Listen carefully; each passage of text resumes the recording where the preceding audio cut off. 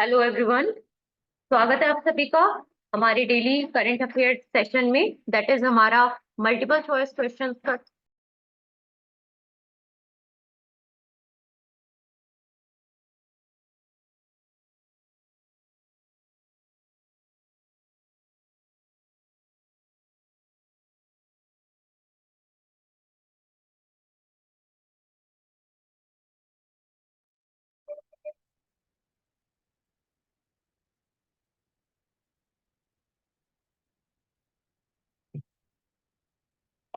Hello everyone, स्वागत है आप सभी का हमारे आज के सेशन में, जहां हम डेली करंट अफेयर्स जो हमारी अपकमिंग न्यूज है, इंपॉर्टेंट न्यूज जो हमारी है, उनको डिस्कस करते हैं। एंड ये हमारा चैनल है banking dreams, as you all know. And जैसे मैं हमेशा कहती हूँ कि नई आशाओं नई उम्मीदों के संग हम यहाँ डेली मिलते हैं। और मैं प्रज्ञा आप सभी के साथ आज डिस्कस करूंगी the banking MCQs, multiple choice questions के फॉर्म में हम हमारे करंट अफेयर्स को डिस्कस करेंगे। चलिए आगे बढ़ते हैं, without wasting our much time आते हैं हमारे फर्स्ट क्वेश्चन पे। देखते हैं आज का हमारा फर्स्ट क्वेश्चन हमसे क्या पूछ रहा है। Today's first question is, which is the first private company in the world to successfully touch down on the moon recently? आज का सवाल हमारा पहला है एरोस्पेस के बारे में। ठीक है, ये हमसे पूछ रहा है, साइंस रिलेटेड क्वेश्चन हमसे पूछ रहा है कि इन 5 ऑप्शंस में से वो कौन सी कंपनी है जिसने सबसे पहले अभी रिसेंटली मून की सरफेस को टच डाउन किया है। देखिए, टच डाउन का मतलब हमारे पास होता है कि सरफेस पे अपना कोई भी रॉकेट लॉन्च करना, कि मून की सरफेस को रॉकेट टच कर चुका है। क्लियर है इतना? अब देखिए, यहाँ हमें 5 ऑप्शंस प्रोवाइडेड हैं। Give me a second. 5 options हमें दिए हुए हैं: SpaceX, Astrobotic Technology, Intuitive Machines, Skyroot और नन ऑफ द अबव। चलिए पहले जान लेते हैं यहाँ सही जवाब हमारा क्या है। तो हमारा सही जवाब है यहाँ पे option C, that is intuitive machine. अर्थात इंट्यूटिव मशीन्स नाम की जो प्राइवेट कंपनी है, ये बनी है पहली फर्स्ट प्राइवेट कंपनी पूरे वर्ल्ड में जिसने सक्सेसफुली टच डाउन किया है, मतलब मून की सरफेस पे सक्सेसफुली लैंडर अपना भेजा है। क्लियर? अब देखिए, ये जो हमारी इंट्यूटिव मशीन्स है, अमेरिका की कंपनी है। ये प्राइवेट कंपनी तो है ही, बट ये कहाँ की है? ये अमेरिकन प्राइवेट कंपनी है। इसने सक्सेसफुली लैंड कर चुकी है इसका लैंडर, जिसका नाम है लूनर लैंडर ओडेशियस। देखिए, इस ओडेशियस के बारे में हम लास्टली बात कर चुके हैं, बट यहाँ बात हो रही है कि किस कंपनी के अंतर्गत ये ओडेशियस लॉन्च किया गया। So name is intuitive machines. इसे मून पे लॉन्च किया गया है 22 फरवरी को। क्लियर है? और ये वर्ल्ड की पहली कंपनी बनी है जिसने प्राइवेट अपने स्पेसक्राफ्ट को मून पर लैंड किया है। ओडेशियस जो हमारा लैंडर है, इसको एक और नाम से जाना जाता है, that is Nova C lunar lander. कहीं पे ये नेम आए लूना सी, नोवा सी, तो आप कंफ्यूज मत हो जाइएगा। ओडेशियस को नोवा सी के नाम से भी जाना जाता है। ये एक लूनर लैंडर है। क्लियर? ये फर्स्टली फुल्ली रोबोटिक लैंडर है हमारा, पूरी तरीके से रोबोट्स, ठीक है, फुल्ली ऑटोमेटेड, पूर्ण रूप से रोबोट्स के द्वारा इसमें कार्य किए जा रहे हैं। इसमें ह्यूमन रिलेटेड एक्शंस कुछ भी नहीं है। और ये हमारा डेवलप हुआ है यूनाइटेड स्टेट्स में। इससे पहले भी अमेरिका की एक लैंडर जा चुकी है जिसका नाम था सर्वेयर 7। सर्वेयर 7 नाम की स्पेसक्राफ्ट थी जो कि 1968 में मून की सरफेस पे पहुंची थी। क्लियर? और इस मिशन को, ये जो हमारा रिसेंट मिशन था इंट्यूटिव मशीन्स के अंतर्गत जिसमें ओडिशस को भेजा गया है, ये मिशन हमारा डायरेक्ट किया गया है। इसके मेन डायरेक्टर कौन रहे हैं? Tim crane. ये क्वेश्चन में बहुत ज्यादा पूछा जा रहा है कि इस इंट्यूटिव मशीन्स के अंतर्गत जो ओडिशस नाम का मिशन है, इसके डायरेक्टर कौन है, who is the head of this mission? तो the name is Tim Crane. Clear? और टिम क्रेन ने ये भी बताया कि जितनी भी कम्युनिकेशन प्रॉब्लम हुई थी, इसको जब ओडिशस को अर्थ की सरफेस से भेजा गया मून की ओर, तो लास्ट में जब वो मून की सरफेस पे लैंड होने वाला था तो कम्युनिकेशन प्रॉब्लम हुई, कम्युनिकेशन रिलेटेड प्रॉब्लम्स हुई थी, जिसकी वजह से जो इंस्ट्रूमेंट प्रेजेंट होते हैं अर्थ पे और जो स्पेसक्राफ्ट थी हमारी ओडेशियस, उन दोनों के बीच में डिले पाया गया, कम्युनिकेशन इश्यूज हो गए, लैगिंग हो गई। इसकी वजह से क्या हुआ कि ओडेशियस 15 मिनट पहले ही लैंड हो चुका था मून की सरफेस पे, बट ये न्यूज अर्थ के इंस्ट्रूमेंट्स तक 15 मिनट बाद कैप्चर हो पाई। क्लियर है? अराउंड 16 मिनट्स बाद सिग्नल मिले थे, टोटल 15 मिनट भी नहीं, अराउंड 16 मिनट्स बाद। और ये कहाँ से लॉन्च हुआ है हमारा ओडिशियस, किस सेंटर से? तो ये लॉन्च हुआ है हमारा केप कैनबरल से लॉन्च हुआ है लास्ट वीक 22, और फैल्कन 9 रॉकेट की मदद से। ये लैंडर हमारा किस रॉकेट की मदद से लॉन्च हुआ है? फैल्कन 9 रॉकेट की मदद से। तकरीबन 6,21,000 माइल्स इसने ट्रेवल किए हैं, ओडेशियस ने। मून की ऑर्बिट में एंटर करने से पहले 6,21,000 माइल्स इसने ट्रेवल किए हैं। किसने? ओडेशियस ने। क्लियर इतना? आगे बढ़ते हैं। नेक्स्ट क्वेश्चन हमारा, who has recently launch 5-year multiple entry visa for Indian tourist? अगला सवाल हमारा सीधा सिंपल सा सवाल है। आजकल आप नोटिस कर रहे होंगे कि वीजा रिलेटेड क्वेश्चंस बहुत ज्यादा पूछे जा रहे हैं। अभी जो हमारी हेनले वी पासपोर्ट रिपोर्ट आई थी, जिसके बारे में हमने कल के सेशन में बात की थी, उसमें नंबर 1 पे रही थी फ्रांस। ठीक है, और ये सवाल हमसे पूछ रहा है कि हु हैज रिसेंटली, किसने रिसेंटली लॉन्च किया है 5 साल का मल्टीपल एंट्री वीजा। मतलब 5 साल तक जो इंडियन टूरिस्ट हैं उस पर्टिकुलर कंट्री में बार बार एंट्री भी कर सकते हैं और एग्जिट भी कर सकते हैं, मल्टीपल टाइम्स। ठीक, ये लॉन्च किया गया है। इनमें से 5 ऑप्शन हमें दिए हैं, यूएई, ब्रिटेन, यूएसए, जापान या फिर फ्रांस। हमारा डेली का रिचुअल है, पहले स्टैटिक पॉइंट्स के बारे में जान लेते हैं। यूएई की हमारी कैपिटल है Abu Dhabi. Abu Dhabi is the capital of, मैं दोबारा लिख देती हूँ, Abu Dhabi is the capital of United Arab Emirates. Language बोली जाती है अरेबिक भाषा, प्रयोग में लाई जाती है। करेंसी है यहाँ की यूएई दिरहम। प्राइम मिनिस्टर कौन है? Current prime minister of UAE, इनके नाम बहुत ज्यादा फेमस रहता है, मोहम्मद बिन राशिद अल मक्तूम। ठीक है, मोहम्मद बिन राशिद अल मक्तूम। नेक्स्ट हमारा आता है यूएसए। यूएसए की कैपिटल है वॉशिंगटन डीसी। Washington DC. भाषा प्रयोग में लाई जाती है, वाइडली स्पोकन लैंग्वेज है यहाँ की इंग्लिश। यूएस डॉलर करेंसी है यूएसए की। देन करंट प्राइम मिनिस्टर कौन है? Joe Biden. Clear? Next we have Britain, जिसकी कैपिटल है लंदन।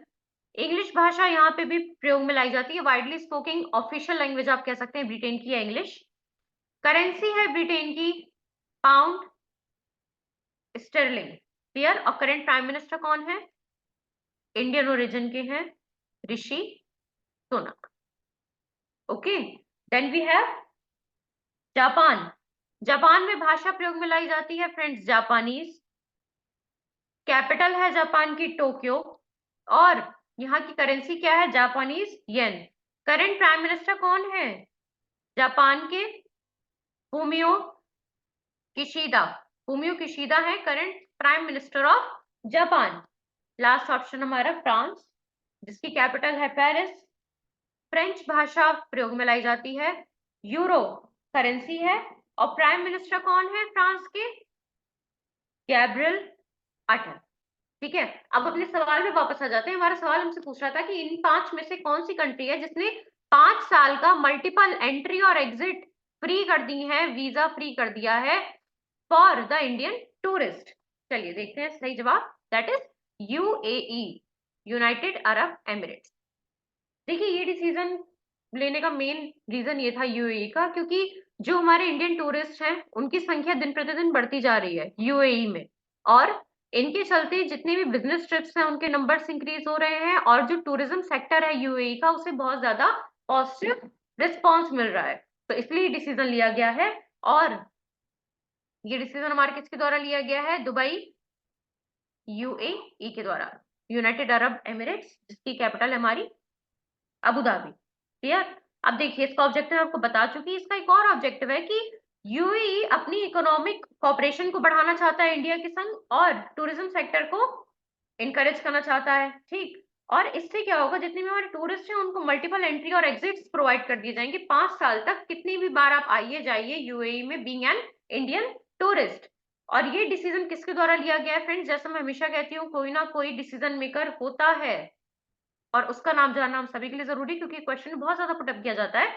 तो यहाँ डिसीजन लिया गया है Dubai department of economic and tourism, DET। ठीक है, Dubai department of economic and tourism. Clear. देखिए, ये वीजा जब आपको इशू कराना हो तो ये वीजा आपका 2 से 5 वर्किंग डेज में इशू हो जाएगा, और ये आपको अलाउ करेगा कि आप 90 दिन का स्टे कर सकते हैं। कहाँ पे? दुबई में। और इस स्टे को, 90 दिन के स्टे को आप फर्दर 90 डेज भी बढ़ा सकते हैं। मतलब आप चाहें तो 180 डेज तक रह सकते हैं दुबई में इस वीजा के थ्रू। पर 180 डेज से ज्यादा आप एक साल में एक्सीड नहीं कर सकते। एक 180 डेज के बाद आपको, 180 दिन के बाद आपको वापस इंडिया लौटकर आना पड़ेगा। क्लियर। और दुबई ने हाल ही में 246 मिलियन टूरिस्ट अराइवल हुए हैं दुबई में। मतलब दुबई ने करंटली रिसीव किए हैं तकरीबन 246 मिलियन टूरिस्ट पहुंचे हैं इंडिया से। जनवरी दिसंबर के बीच में ये रिपोर्ट जारी हुई थी, जिसके अंतर्गत ये पता चला कि दुबई ने रिसीव किए हैं 246 million tourist arrivals from India between January and December 2023। और यही बहुत बड़ा रीजन रहा है इस डिसीजन को लेने में। Clear. Next we have, where has the 16th edition of the trilateral exercise Dosti started recently. अगला सवाल हमारा इंपॉर्टेंट क्वेश्चन है, बिकॉज ये जो एक्सरसाइज है ट्राइलेटरल एक्सरसाइज दोस्ती, इससे जनरली करंट अफेयर्स में क्वेश्चन बनता ही बनता है। मोस्ट इंपॉर्टेंट, आप जितने मोस्ट लगा लीजिए उतने कम है।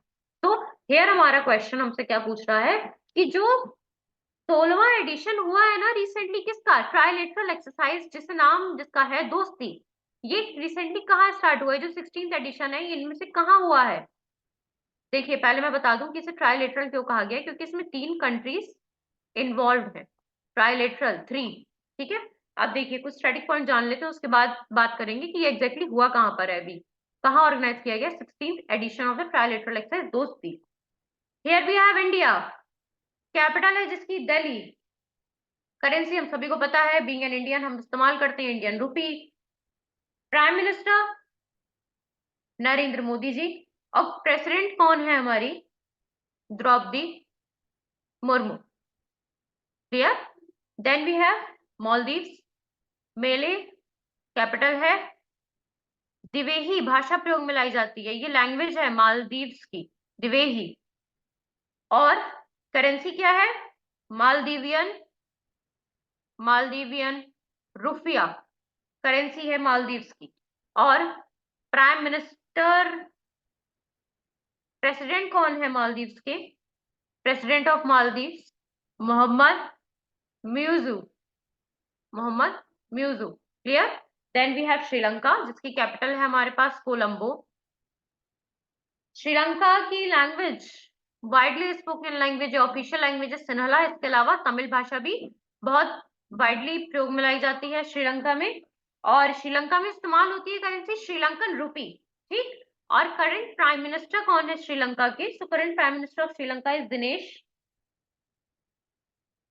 गुणवर्धना। दिनेश ने गुनाह कर दिया, इससे याद रहेगा आपको, Dinesh, it's you, Dinesh Gunawardena. Clear.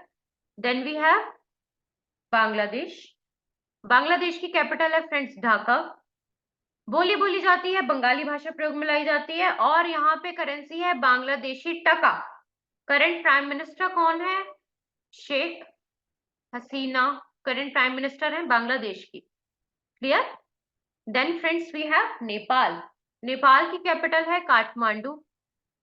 Nepal capital is Kathmandu. यहाँ पे करेंसी प्रयोग में लाई जाती है नेपाली रुपी। लैंग्वेज बोली जाती है नेपाली। करंट प्राइम मिनिस्टर कौन है नेपाल के? पुष्प कमल दहल। क्लियर। चलिए आते हैं अपने सवाल पे। हमसे क्या पूछ रहा था कि जो 16th एडिशन हुआ है ट्राइलेटरल एक्सरसाइज दोस्ती, वो कहाँ पर हुआ है? देखते हैं। ये एडिशन हमारा हुआ है मालदीव्स में। कहाँ पर हुआ है फ्रेंड्स? ये जो 16th एडिशन हुआ है दोस्ती का, ये कहाँ ऑर्गेनाइज किया गया है रिसेंटली? मालदीव्स में। क्लियर है इतना? अब देखिए, इसमें 3 कंट्रीज इन्वॉल्व होती हैं, मैंने आपको बताया ना, इसी कारण से ट्राइलेटरल एक्सरसाइज कहा जाता है। तो ये एक्सरसाइज होती है हमारी इंडिया, मालदीव्स और श्रीलंका के बीच में प्रैक्टिस की जाती है। ठीक है, ये ट्राइलेटरल है। और ये एक्सरसाइज हमारी शुरू हुई थी, अभी जो 16th एडिशन इसका स्टार्ट हुआ था, ये 22 से 25 फरवरी के बीच में स्टार्ट हुआ था। मतलब 22 से स्टार्ट हुआ था, 25 फरवरी तक चली है ये एक्सरसाइज। और इसमें कौन प्रेजेंट रहे थे? इंडिया के आईसीजीएस सामर्थ, ICGS Abhinav and ICG Dornier. अब मैं आपको बता दूं कि आईसीजीएस क्या होता है। देखिए, आईसीजीएस का मतलब होता है friends, Indian coast guard ships. Indian coast guard ships मतलब इंडियन कोस्ट गार्ड शिप्स जो है, जिनके नाम है ये सामर्थ, अभिनव और डॉर्नियर, ये शिप्स वहां प्रेजेंट रही थी। कहाँ पे हुआ था ये? मालदीव्स की कैपिटल में हुआ था, मेले में। क्लियर? पार्टिसिपेट करने पहुंची थी ये हमारी कोस्ट गार्ड शिप्स इंडिया की। और फ्रेंड्स, ये जो एक्सरसाइज हमारी है ना, ये ट्रेडिशनल सिक्योरिटी कंसर्न्स के बारे में, मतलब बेसिकली इसका ऑब्जेक्टिव क्या है? जितनी भी ट्रेडिशनल सिक्योरिटी कंसर्न्स हैं इन 3 कंट्रीज के, उसके बारे में मेन एड्रेस किया जाता है इस एक्सरसाइज में। और ये इस बारे में भी बात करती है कि जितने भी नॉन ट्रेडिशनल थ्रेट्स हैं हमारी इंडियन सोसाइटी को या हमारे इंडियन कॉन्स्टिट्यूशन को, जिसके साथ साथ यहाँ पे श्रीलंका और मालदीव्स की भी बात होती है, कि जितने भी नॉन ट्रेडिशनल थ्रेट्स हैं, चाहे वो हमारा हुआ पायरेसी हुई, स्मगलिंग हुई, है ना, या फिर एनवायरमेंटल डिजास्टर्स हुए, इन सब के बारे में भी बात की जाती है। देखिए, ये एक्सरसाइज इंडिया और मालदीव्स के बीच में स्टार्ट हुई थी सबसे पहले 1991 में। इसके बाद इसमें 2012 में श्रीलंका को भी ऐड कर लिया गया। क्लियर? आते हैं नेक्स्ट सवाल पे। Who has recently successfully tested the 5th generation aircraft कान? आप भूल नहीं सकते, नाम ही ऐसा है कान। आप प्रोनाउंसिएशन अलग हो सकती है आपकी, बट इजी रहेगा, इसे ऐसे याद कर लीजिए। तो सवाल हमसे पूछ रहा है कि किसने रिसेंटली सक्सेसफुली टेस्ट करा है जो 5वां जनरेशन है एयरक्राफ्ट का, जिसे नाम दिया गया है कान। 5 options like always, Russia, Israel, USA, Japan या फिर तुर्की। तो करेक्ट ऑप्शन देख लेते हैं यहाँ पहले। करेक्ट ऑप्शन हमारा तुर्की। मतलब तुर्की में जो 5वां जनरेशन है एयरक्राफ्ट का कान, उसे रिसेंटली टेस्ट किया गया है। इतना क्लियर है हम सभी को, हम भूलेंगे नहीं। तुर्की कान में प्रेजेंट है तुर्की, ऐसे याद कर लीजिए। या मेरे कान में है तुर्की, याद रहेगा आपको ऐसे। क्लियर? देन कुछ स्टैटिक पॉइंट्स जान लेते हैं। रशिया कैपिटल है मॉस्को, भाषा प्रयोग में लाई जाती है रशियन, करेंसी है रशियन रूबल। क्लियर? और करंट प्राइम मिनिस्टर कौन है? Mikhail Mishustin. Clear? Then we have Israel. देखिए, इजराइल के थोड़े से नाम टफ होते हैं, मैं सब कुछ लिख देती हूँ। इजराइल की जो कैपिटल है जेरूसलम, और यहाँ पे न्यू इजरायली शक्ल, ये करेंसी प्रयोग में लाई जाती है, न्यू इजरायली शक्ल। और लैंग्वेज बोली जाती है हेब्रू। भाषा कौन सी प्रयोग में लाई जाती है इजराइल में? हेब्रू। और करंट पीएम कौन है इजराइल के? बेंजामिन ने बेंजामिन ने तन्याहू। ठीक है, बेंजामिन ने तन्याहू। क्लियर? नेक्स्ट हमारा पॉइंट आता है, दैट इज यूएसए। हम पहले भी इसकी बात कर चुके हैं, बट कोई नहीं, हम रिपीट कर लेंगे। वॉशिंगटन डीसी कैपिटल है, इंग्लिश भाषा प्रयोग में लाई जाती है, यूएस डॉलर करेंसी है यूएसए की। और जोए बाइडेन है prime minister of US. Next Japan, जिसकी कैपिटल है टोक्यो, जापानीज येन करेंसी है, जापानीज येन। जापानीज बोली बोली जाती है। करंट प्राइम मिनिस्टर है जापान के Fumio Kishida. Fumio Kishida. Clear? Next we have Turkey. तुर्की की कैपिटल है अंकारा, तुर्किश भाषा प्रयोग में लाई जाती है। और करेंसी क्या है? तुर्किश लिरा करेंसी है तुर्की की। प्रेसिडेंट कौन है तुर्की के करंट? रिसेप ताइप। रिसेप ताइप प्रेसिडेंट है तुर्की की। क्लियर? अब देखिए, यहाँ हमने बात कर ली थी कि जो हमारा 5th जनरेशन एयरक्राफ्ट है कान, इसे सक्सेसफुली टेस्ट किया गया है तुर्की में। ठीक, कान का मतलब होता है रूलर और किंग ऑफ किंग्स। ठीक, ये है मीनिंग कान का। और ये फर्स्ट टाइम लॉन्च हुआ है, फर्स्ट टाइम टेस्ट किया गया है ये 5th जनरेशन एयरक्राफ्ट कान, और ये किया गया है 21 फरवरी को। इसकी टेस्टिंग की गई है 21 फरवरी को। और इस टेस्टिंग के दौरान ये जो एयरक्राफ्ट है ये 8,000 फीट की एल्टीट्यूड पे उड़ाया गया था। Kaan flew at an altitude of 8,000 feet. कितने टाइम के लिए? टोटल 13 मिनट्स के लिए। क्लियर? पहली टेस्टिंग के दौरान की बात हो रही है ये।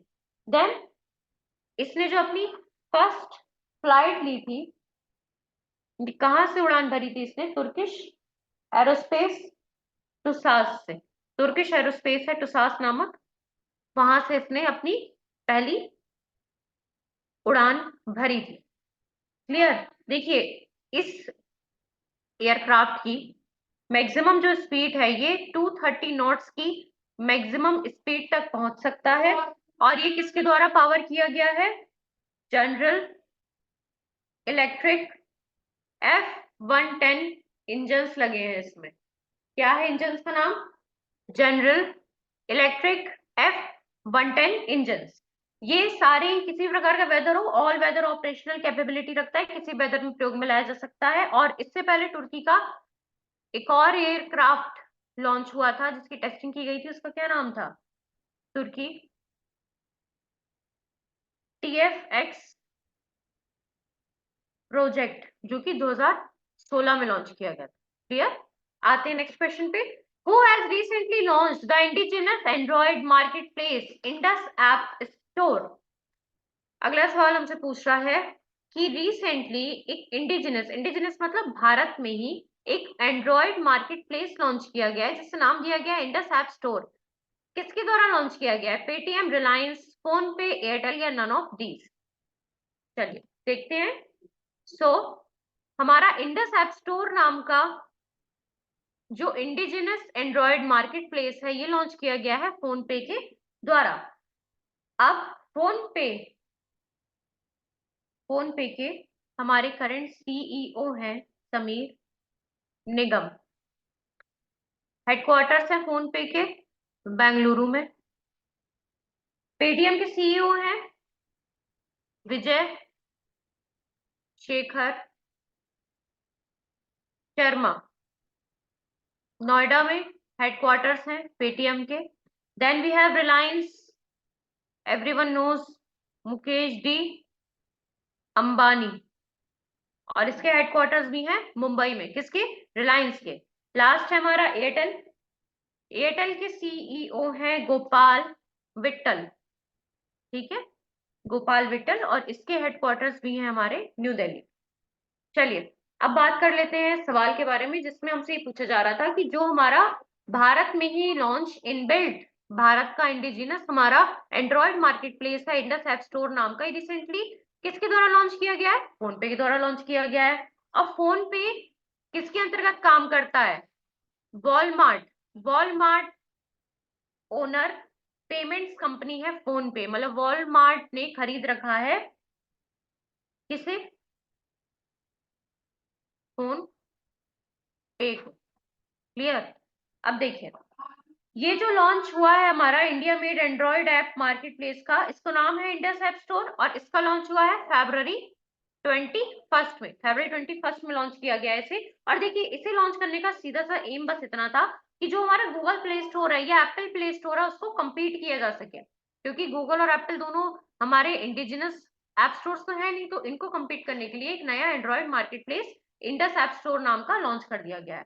और ये हमारा जो प्लेटफॉर्म होगा इंडस ऐप स्टोर नाम का प्लेटफॉर्म होगा, इस पे ओवर 2 लाख एप्स को आप एक्सेस कर सकते हैं इस प्लेटफॉर्म पे। 2 लाख से ज्यादा एप्स होंगे इस पे, डिफरेंट 45 कैटेगरीज के। देखिए, कैटेगरीज का मतलब होता है गेमिंग ऐप हो गए, या फिर कुकिंग ऐप हो गए, या फिर आपके शॉपिंग एप्स हो गए, फूड डिलीवरी एप्स हो गए, कार्ट एप्स हो गए, कुछ भी किसी प्रकार के ऐप हो, हेल्थ रिलेटेड कुछ एप्स हो गए, तो उन सब कैटेगरीज को मिला के टोटल 45 कैटेगरीज के एप्स इसमें अवेलेबल होंगे। जिनकी संख्या 2 लाख से भी ज्यादा होगी। और इसमें Zomato, Myntra, Domino's, Flipkart, dream eleven, Swiggy and other apps, सारे एप्स मोस्टली प्रेजेंट होंगे। ये जो हमारा मार्केट प्लेस है, ये प्लेटफॉर्म हमारा ऐप स्टोर इंडस, ये इंग्लिश भाषा के साथ साथ डिफरेंट 12 डिफरेंट इंडियन लैंग्वेजेस में भी अवेलेबल है। मतलब इसमें 12 विभिन्न भारतीय भाषाओं भी प्रेजेंट। क्लियर?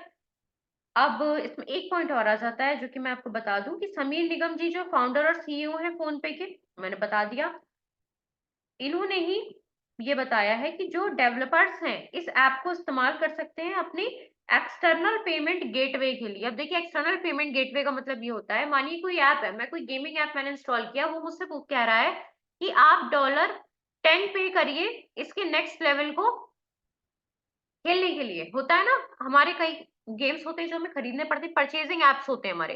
तो इसके लिए जो हम ट्रांजैक्शन करेंगे, वो ट्रांजैक्शन ऐप के पास पर्सनली कैसे पहुंचेगी, तो इसके लिए प्रॉपर इस हमारे इंडस ऐप स्टोर से बाहर एक्सटर्नल पेमेंट गेटवे, मतलब कस्टमर के द्वारा कस्टमर के बीच में और जो ऐप है उसके बीच में एक पर्सनल और बाहरी मतलब एक्सटर्नल पेमेंट गेटवे भी हमारा ये इंडस ऐप स्टोर प्रोवाइड करेगा। क्लियर? नेक्स्ट आते हैं, who has recently launched the global initiative GIDH on digital health. देखिए, डिजिटल हेल्थ पे रिसेंटली ग्लोबल इनिशिएटिव लॉन्च किया गया है। ग्लोबल मतलब होता है हमारा ग्लोबली, पूरे वर्ल्ड में एक नया इनिशिएटिव लिया गया है जिसे GIDH का नाम दिया गया है। और ये किसके बारे में, डिजिटल हेल्थ पे काम करेगा। ये किसके द्वारा लॉन्च किया गया है? WWF, WTO, WEF, WHO, IMF। Ritual करते हैं पहले अपना। WWF की फुल फॉर्म है हमारी वर्ल्ड वाइल्ड लाइफ फंड। इसके करंट हेड कौन है, प्रेसिडेंट कौन है WWF के? Adil Najam. World Wildlife Fund, Adil Najam. और इसके हेडक्वार्टर्स हमारे ग्लैंड, स्विट्जरलैंड में। ठीक, लैंड लैंड क्लियर हो जाएगा, यहाँ जी लगाना है, यहाँ स्विट्जर तो है ही पहले से, याद रहेगा आपको। WTO वर्ल्ड ट्रेड ऑर्गेनाइजेशन के हेड हैं नगोजी ओकोन्जो। ये पूरा एक सेम नेम है, Ngozi Okonjo Iweala, Ngozi Okonjo Iweala. Clear? और WTO के हमारे हेडक्वार्टर्स कहाँ पर है? जेनेवा, स्विट्जरलैंड में। ठीक, क्लियर है? Next we have WEF, World Economic Forum होती है इसकी फुल फॉर्म WEF की। और इसके फाउंडर कौन है? Professor Klaus Schwab. इसके हेडक्वार्टर भी है हमारे जेनेवा, स्विट्जरलैंड में। किसके? वर्ल्ड इकोनॉमिक फोरम की बात की है। Then we have WHO, World Health Organization के हेड है क्लॉस मार्टिन श्वाब। अब आपने एक चीज नोटिस की, WEF और WHO के जो हमारे हेड हैं वो सेम है, क्योंकि WEF के फाउंडर रहे हैं क्लॉस श्वाब, और इसके WHO के जो करंट हेड हैं वो भी है क्लॉस मार्टिन श्वाब। इनका पूरा नाम है क्लॉस मार्टिन श्वाब। और WHO की हमारी हेडक्वार्टर कहाँ पे है? जेनेवा में। ठीक, then we have IMF। IMF होता है इंटरनेशनल मॉनेटरी फंड, जिसमें टोटल प्रेजेंट की हम बात करें तो 190 कंट्रीज पार्टिसिपेट करती है इस इंटरनेशनल मॉनेटरी फंड में। और इसकी हेड है क्रिस्टिना जुजीवा। ठीक, कहाँ पर है ये?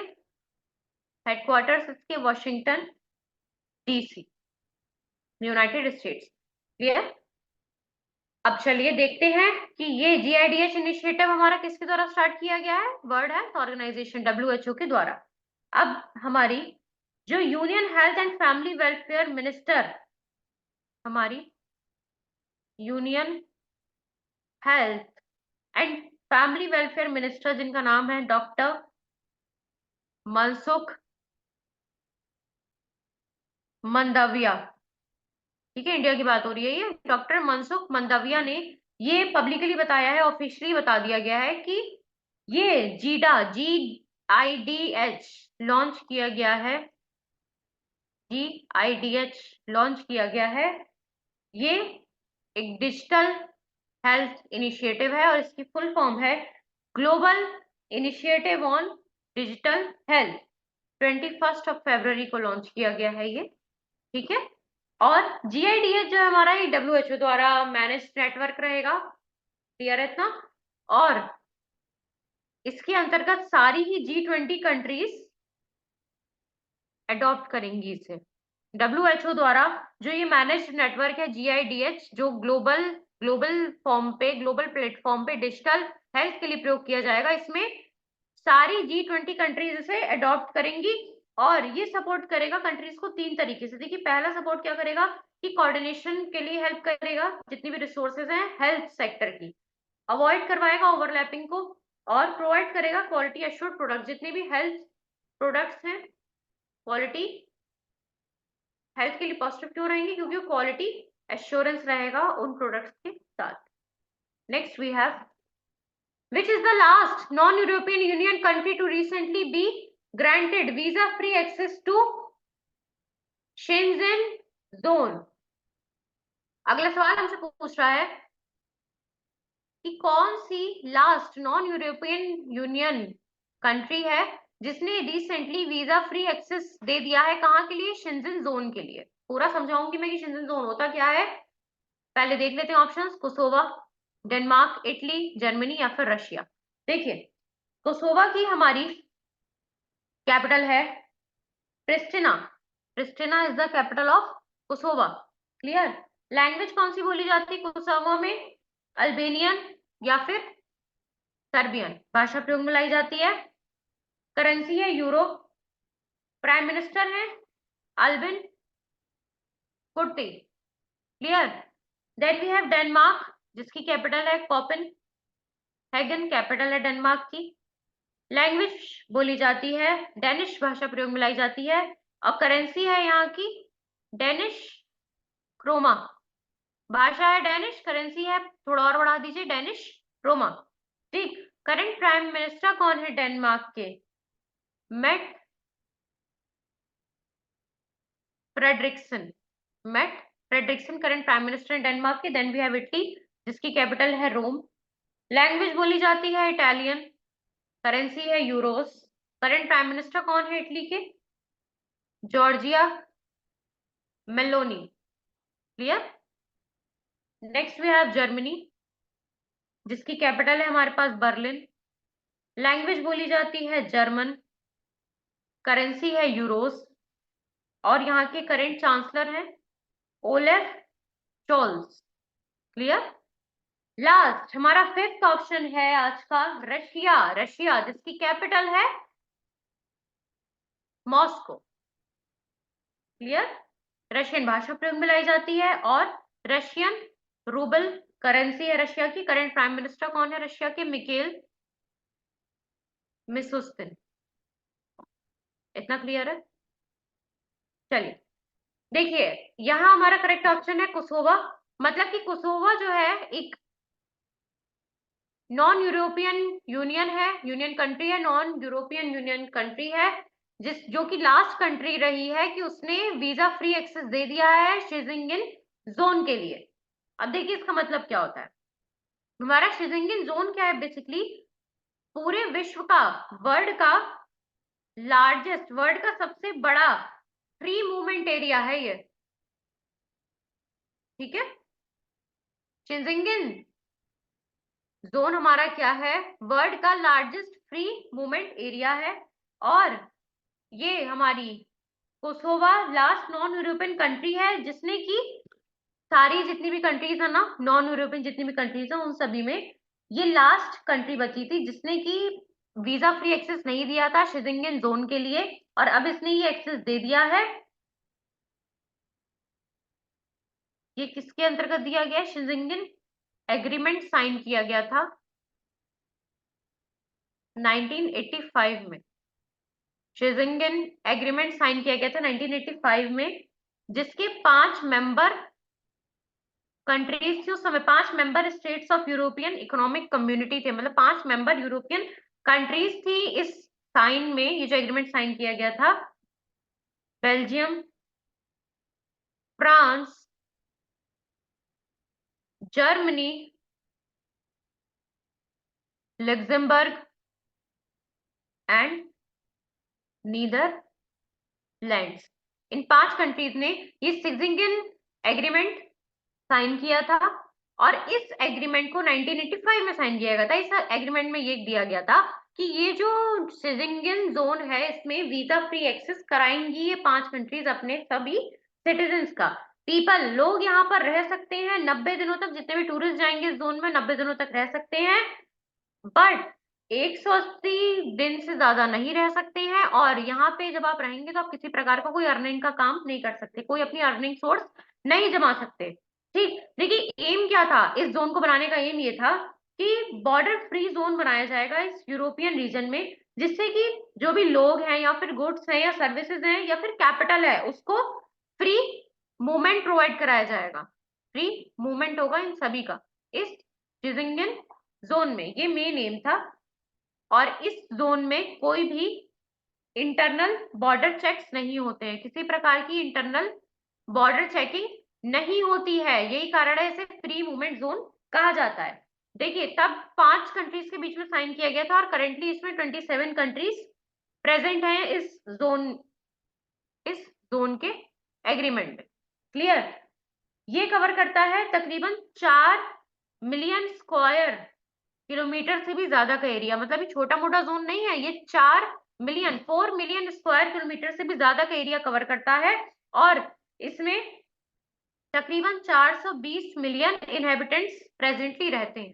ठीक है, तो ये कोई छोटा जोन नहीं है ऑफकोर्स। और ये जो हमारा शिजिंगन जोन है, देखिए जब भी हम किसी स्टेट के बारे में, किसी एरिया के बारे में बात करते हैं तो उसमें हमसे ये जरूर पूछ लिया जाता है कि उसके आसपास कौन सी कंट्रीज प्रेजेंट है, उसके बॉर्डर पे कौन सी कंट्रीज है। तो ये शिजिंगन जोन किसके, मतलब किससे कवर किया गया है? अल्बेनिया, मैसेडोनिया, सर्बिया और मॉन्टेग्रो, ये 4 इसके लैंडलॉक्ड रीजन है। ठीक है, इन चारों के द्वारा ये ब्लॉक करा गया है ये शिजिंगन जोन। और इसमें जो मेजोरिटी पॉपुलेशन क्या है? अल्बेनियन पॉपुलेशन, अल्बेनियन लोगों की मेजोरिटी है यहाँ पे, और सर्बियन लोगों की माइनॉरिटी है। ये मेजोरिटी है, माइनॉरिटी है। कैपिटल क्या है शिजिंगन जोन की? प्रिस्टिना। देखिए प्रिस्टिना इसकी कैपिटल भी है और इस जोन की सबसे बड़ा शहर भी है प्रिस्टिना। क्लियर? आते हैं नेक्स्ट क्वेश्चन पे। Where have scientist recently discovered the world's largest snake Eunectes अकायामा?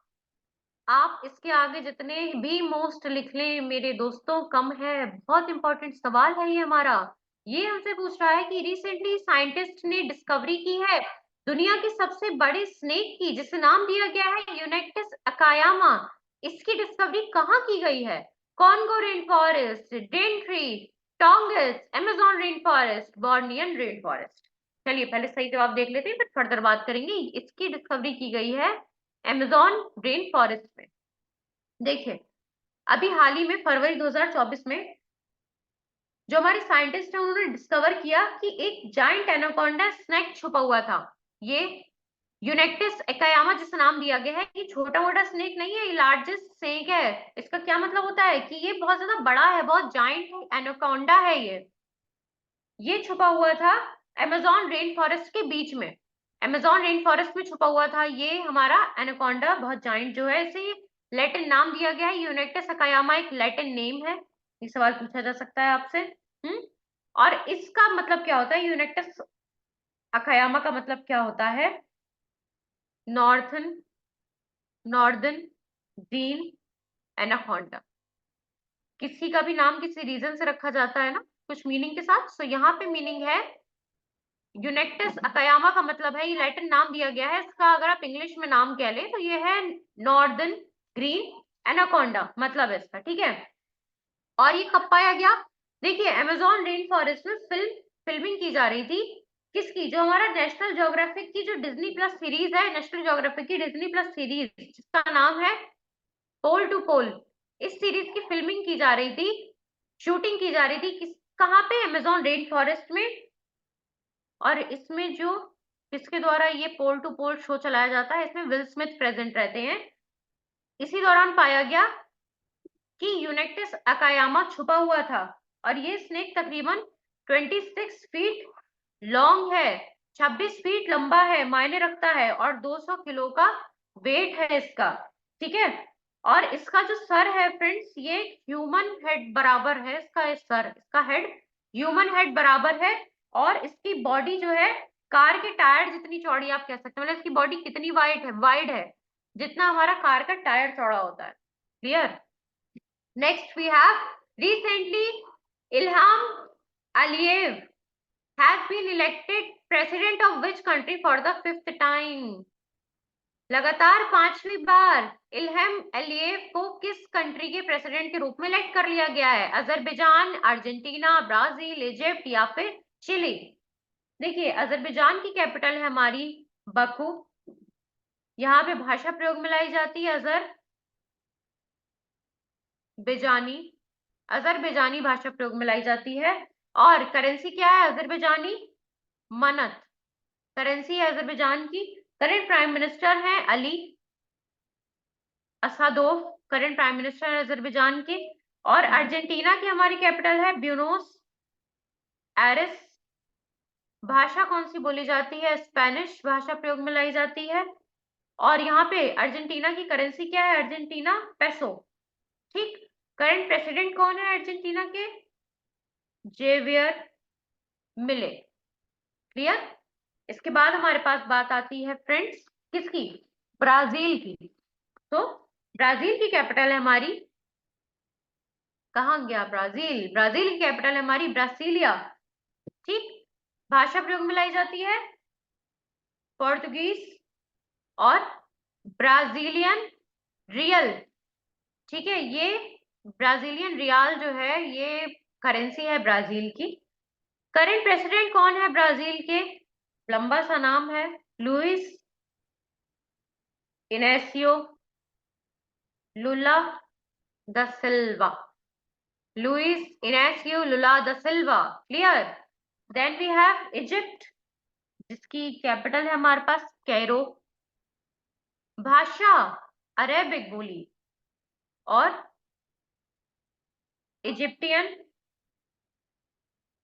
Pound currency है इजिप्ट की। देन करंट प्राइम मिनिस्टर कौन है इजिप्ट के? Mustafa Madbouly. Mustafa Madbouly current prime minister है इजिप्ट के। चिली, जिसकी कैपिटल है सेंटियागो। लैंग्वेज बोली जाती है स्पेनिश, और चिलियन पेसो करेंसी है। करंट प्रेसिडेंट है गैब्रियल बोरिक। ठीक। अब चलिए इसका सही आंसर देख लेते हैं। सही आंसर हमारे पास अजरबैजान, मतलब लगातार 5वीं बार कहाँ के प्रेसिडेंट बने हैं ये? अजरबैजान के। ठीक। 5th कंसेक्यूटिव विन है ये इनकी। इन्होंने इस जीत में अपनी 92% वोट इन्हें मिले हैं, टोटल वोट में से 92% वोट इन्हें मिले हैं। और इनकी करंट एज है 62। अलीयेव की करंट एज है 62। और सबसे पहली बार इन्हें प्रेसिडेंट के पोस्ट पे, प्रेसिडेंट की पोजीशन पे इलेक्ट किया गया था सन 2003 में। उस समय इनके फादर की डेथ हो गई थी, और इनके फादर का नाम है हैदर अलीयेव। इनका नेम मैं स्पेशली आपको इसलिए बता रही हूँ क्योंकि ये फॉर्मर केजीबी ऑफिसर रहे थे अजरबैजान के, जिन्होंने रूल किया था अजरबैजान को। 1993 से रूलिंग चल रही थी इनकी, और इनकी मृत्यु हुई है जब 2003 में इनके सन इल्हाम अलीयेव को प्रेसिडेंट बनाया गया है। क्लियर? इससे पहले भी ये रीइलेक्ट हुए थे 2003 के बाद, 2008 में, 2013 में और 2018 में इनको प्रेसिडेंट की पोस्ट दी गई। क्लियर? चलिए आते हैं अपने नेक्स्ट क्वेश्चन पे। Who has been appointed as the managing director and chief executive officer MD and CEO of SBM Bank India for a period of 3 years? सवाल हमसे पूछ रहा है कि एमडी एंड सीईओ के पोस्ट पे किसे अपॉइंट कर लिया गया है अगले 3 सालों के लिए, जिसका स्पैन है, पीरियड है 3 साल। एसबीएम बैंक के। देखिए एसबीएम बैंक हमारा क्या होता है? State bank of Mauritius. ठीक है, इसने अपनी ब्रांच खोली थी इंडिया में, जिसे हम कहते हैं SBM bank of India. State bank of Mauritius है। देखिए अगले 3 सालों के लिए इन्हें इलेक्ट कर लिया गया एमडी एंड सीईओ के पोस्ट पे। पहले करेक्ट ऑप्शन जान लेते हैं। करेक्ट ऑप्शन हमारे पास है आशीष विजयकर। ठीक है, आशीष विजयकर करेक्ट ऑप्शन है। और ये करेंटली बहुत सक्सेसफुल बैंकर हैं और इनकी नई अपॉइंटमेंट की गई है। ठीक है, इतना हम सब ने जान लिया। इसके अलावा कुछ और रिसेंट अपॉइंटमेंट्स भी हुई हैं फ्रेंड्स, जिनके बारे में आपको बता दूं। और ये सारी अपॉइंटमेंट्स अलग अलग बैंक्स के एमडी एंड सीईओ के पोस्ट पे की गई हैं। इसमें सबसे पहला नाम आता है प्रवीण अच्युतन का। प्रवीण अच्युतन को एमडी एंड सीईओ बनाया गया है डीसीबी बैंक का। ठीक, नेक्स्ट हमारा नाम आता है कोटक महिंद्रा बैंक की बात कर रहे हैं हम। कोटक महिंद्रा बैंक के जो एमडी एंड सीईओ बनाए गए हैं, ही इज अशोक वासवानी। ठीक है, साउथ इंडियन बैंक के नेक्स्ट वे साउथ इंडियन बैंक के एमडी एंड सीईओ बनाए गए हैं पीआर त्रिशेद्री। देन यूसीओ बैंक के एमडी एंड सीईओ बनाए गए हैं अश्वनी कुमार। इसके बाद आता है कर्नाटका बैंक में भी एमडी एंड सीईओ को चेंज कर दिया गया है। नई जो अपॉइंटमेंट हुई है वो हुई है हरिहरा शर्मा की। हरिहरा शर्मा की। क्लियर है इतना फ्रेंड्स? चलिए आते हैं अपने अगले सवाल पे। अगले सवाल हमसे पूछ रहा है कि 8-year-old Ashwath Kaushik has become the youngest player to defeat a grand master by defeating during the Burgdorfer Stadthaus Open in Switzerland. अगला सवाल हमसे पूछ रहा है कि 8 वर्षीय अश्वंत कौशिक जो है बन गए हैं सबसे यंग, सबसे छोटे प्लेयर जिन्होंने डिफीट किया है ग्रैंड मास्टर को। किसके दौरान? बर्गडॉफर स्टेडहॉस ओपन, जो कि स्विट्जरलैंड में चल रहा था। 5 ऑप्शंस हमें यहाँ पे दिए हुए हैं। पहले देख लेते हैं करेक्ट ऑप्शन, फिर हम बताएंगे किस गेम की बात हो रही है और इस सवाल में फर्दर हमें क्या जानना जरूरी। तो इन्होंने हराया है ग्रैंड मास्टर जेसिक स्टोपा को। क्लियर? किसने? अश्वंत कौशिक ने। देखिए ये 8 वर्षीय हैं, ये बात पता चल चुकी है, यंगेस्ट प्लेयर है ये। और ये किस गेम की बात हो रही है? ये बात हो रही है हमारी यहाँ पे चेस। जब भी आपको नाम आए ग्रैंड मास्टर समझ जाइएगा बात हो रही है चेस की। ये इंडिया बॉर्न सिंगापुर रेजिडेंट है, मतलब प्रेजेंटली ये सिंगापुर में रह रहे हैं बट भारत में पैदा हुए थे। ठीक है, करंट रेसिडेंस इनकी सिंगापुर है।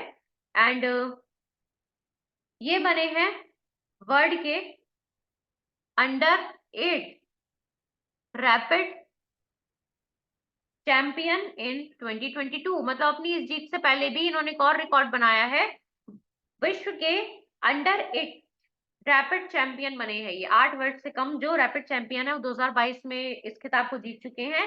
और ये चेस प्लेयर हैं जो कि डिफरेंट वेरिएशंस में खेलते हैं। मतलब ये क्लासिक चेस भी खेलते हैं, रैपिड चेस भी खेलते हैं और ब्लिट्ज चेस भी खेलते हैं। इसके अलावा कुछ और अभी हाल ही में जीत दर्ज की गई है, उनके बारे में हम बात कर लेते हैं। जिसमें पहला है इंडियन यंग चेस प्लेयर।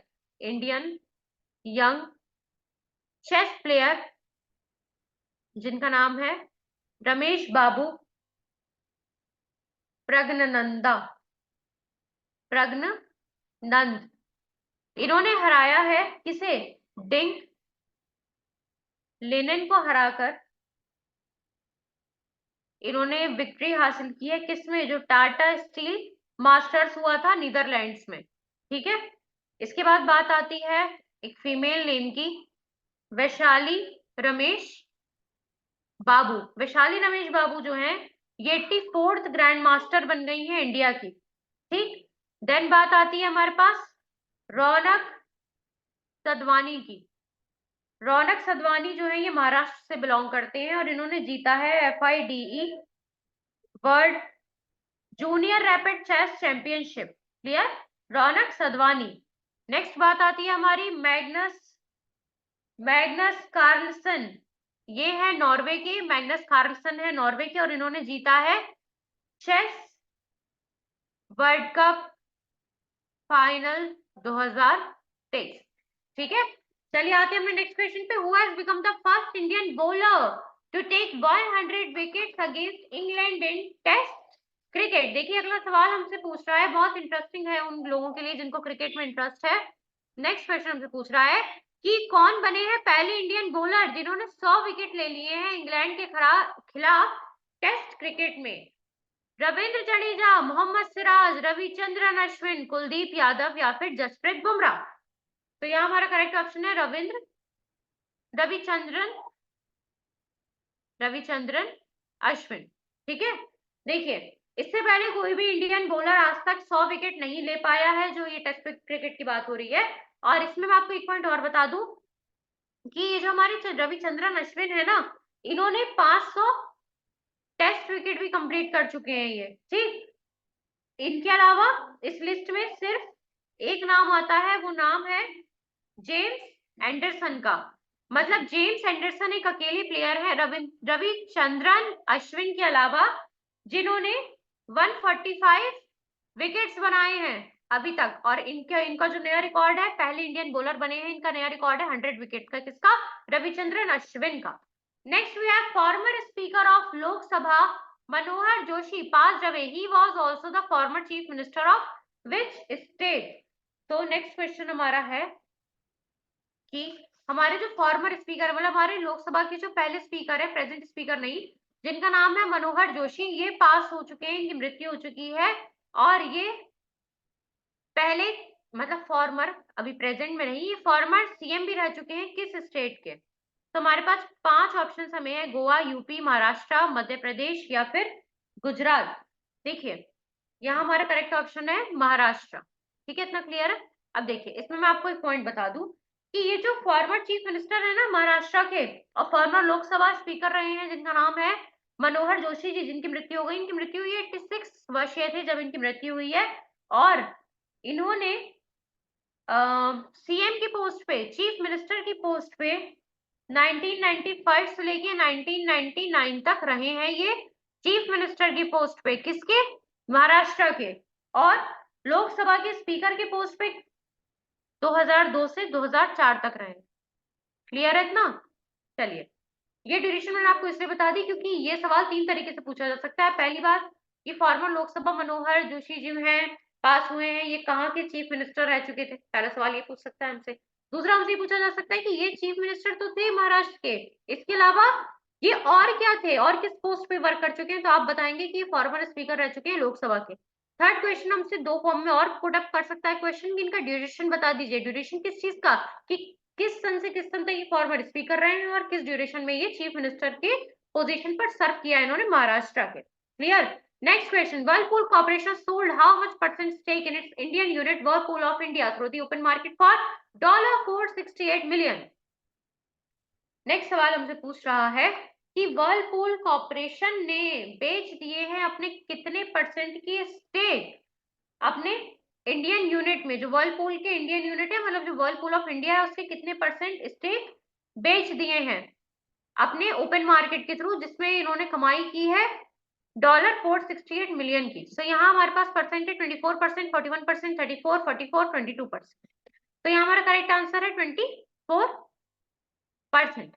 और देखिए ये 24% सेल करने के बाद, सेल के चलते जो पेरेंट फर्म्स होल्डिंग रही है ना वर्लपूल की, 75% से गिर के आ गई है 51%। तो ये बहुत इंपॉर्टेंट है, याद रखना, 75% से गिर के 51% पर आ गई है जो फर्म्स होल्डिंग है वर्लपूल ऑफ इंडिया की। और ये सेल अब हुई थी कहाँ पे? मॉरिशस में की गई है ये सेल, मतलब मॉरिशस की जो सब्सिडरी है वर्लपूल ऑफ इंडिया के, इसके थ्रू ये सेल की गई थी। देखिए अब जो हमारा लास्ट क्वेश्चन था, जो कि हमारा फॉर्मर महाराष्ट्र के सीएम के बारे में था, उनकी मृत्यु के बारे में, इसमें एक पॉइंट और आपसे ऐड करना चाहूंगी कि ये सबसे पहले नॉन कांग्रेस सीएम बने थे महाराष्ट्र के। मतलब इनसे पहले महाराष्ट्र में कोई भी कांग्रेस पार्टी के अलावा किसी भी पार्टी का कोई चीफ मिनिस्टर नहीं इलेक्ट किया गया था। ये पहले नॉन कांग्रेस सीएम बने थे महाराष्ट्र के। ठीक है, क्लियर है? नेम में दोबारा दिखा दूं आपको, तो name was Joshi, Manohar Joshi. Clear? चलिए next question, where was a seminar on India defence equipment side 2024 organised. अगला सवाल हमसे पूछ रहा है कि रिसेंटली एक सेमिनार हुई है, किसकी? इंडिया डिफेंस इक्विपमेंट साइड की एक रिसेंटली सेमिनार हुई है। ये कहाँ पे हुई है? क्या ये हुई है न्यू दिल्ली, ढाका, काठमांडू, चेन्नई या फिर टिम्फू में? तो देख लेते हैं ये सेमिनार हमारी कहाँ पे हुई है फ्रेंड्स। पहले ये सेमिनार हमारी हुई है ढाका में। क्लियर? अब देखिए कुछ स्टैटिक पॉइंट्स हम जान लेते हैं, जैसे कि न्यू दिल्ली हमारी कैपिटल है कहाँ की? न्यू दिल्ली हमारी कैपिटल है इंडिया की। देन ढाका हमारी कैपिटल है कहाँ की? Dhaka is the capital of Bangladesh. Dhaka is the capital of Bangladesh. Kathmandu है हमारी कहाँ की? नेपाल की कैपिटल। चेन्नई है तमिलनाडु की कैपिटल एंड टिम्फू है हमारी भूटान की कैपिटल। ठीक है, इन सभी कैपिटल्स की कंट्रीज के बारे में हम डेली डिस्कस करते रहते हैं, so no need to tell this here again. अभी रिसेंटली इस सेशन में भी हम डिस्कस कर चुके हैं कुछ कंट्रीज के नेम। चलिए सवाल जान लेते हैं। हमारा आपसे पूछ रहा था कि जो India defence equipment site 2024 organise हुआ है, ये रिसेंटली ऑर्गेनाइज हुआ है कहाँ पे? ढाका में ऑर्गेनाइज हुआ है। और ये किसके द्वारा ऑर्गेनाइज किया गया है फ्रेंड्स? जो हाई कमीशन ऑफ इंडिया है बांग्लादेश में, बांग्लादेश में स्थित कार्यरत जो हाई कमीशन ऑफ इंडिया है, इसके द्वारा ये होस्ट की गई है seminar Indian defence equipment site 2024 Dhaka में। क्लियर है इतना? और जो हाई कमिश्नर है, हाई कमिश्नर है, ये किसके बारे में बात हो रही है? जो हाई कमीशन है इन बांग्लादेश ऑफ इंडिया, तो वहां के जो हाई कमिश्नर हैं जिनका नाम है प्रणय वर्मा और लेफ्टिनेंट जनरल MR शमीम, ये दोनों प्रेजेंट रहे थे इस सेमिनार के दौरान। ठीक है, और ये हमारी साइट 2024 बेसिकली क्या सिग्निफाई करती है, क्यों ऑर्गेनाइज की जाती है, क्या बताती है हमें? ये इंडिया का इंटरेस्ट इंक्रीज करने में काम करती है in advancing defence in cooperation with Bangladesh. मतलब बांग्लादेश और इंडिया के बीच में जितनी भी डिफेंस प्रैक्टिसेस होती हैं या जो कॉपरेशन है सिक्योरिटी पर्पसेस से रिलेटेड, उसको इंक्रीज करने में, उसमें अपलिफ्टमेंट लाने में ये हेल्पफुल रहती है साइट 2024, जो कि इंडिया डिफेंस इक्विपमेंट की सेमिनार। क्लियर है इतना? देखिए आज का सेशन हमारा हम यही समाप्त करते हैं, और like I always say I hope आप सभी अच्छे से पढ़ाई कर रहे हैं।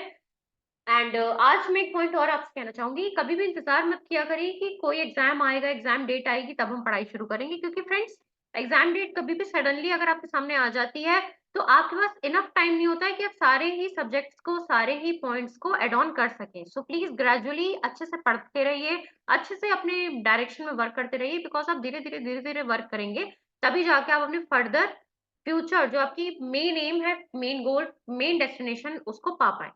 ठीक है, so with a very positive attitude, signing off, forget this time. Thank you everyone.